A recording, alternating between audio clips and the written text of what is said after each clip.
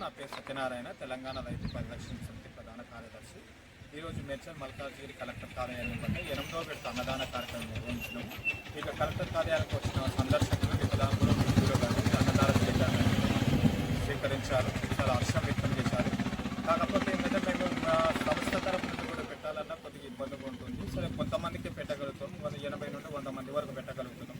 కొద్దిగా దాతలు ఎవరైనా ముందుకు వచ్చి మా సహకారాలు అందిస్తే ఏంటంటే 100, 150, 200 మంది వరకు కూడా అన్నదాన కార్యక్రమం అందించడానికి సిద్ధంగా ఉన్నాము. ఇంకో అదేవిధంగా ఏంటంటే ఈరోజు ఈ మేడ్చల్ మల్కాజ్గిరి కలెక్టర్ కార్యాలయం వద్ద నిర్వహిస్తున్నాం. ఈ కార్యక్రమాన్ని ఏంటంటే ఇతర జిల్లాలకు కూడా విస్తరించాలని తెలంగాణ రైతు పరిరక్షణ సమితి ఆధ్వర్యంలో నిర్ణయం తీసుకున్నాం. గతంలో ఏంటంటే ఎలక్షన్ కోడ్ ఉండడం వల్ల ఏంటంటే సూర్యాపేట, నల్లగొండ, యాదాద్రి, భువనగిరి జిల్లాలో నిర్వహించలేకపోయినాం. త్వరలో ఒక 2-3 నెలల్లో దాతలు కూడా ముందుకు వస్తే ఆ జిల్లాలో కూడా ఏంటంటే అన్నదాన కార్యక్రమం నమస్కారం. నా పేరు భవాని.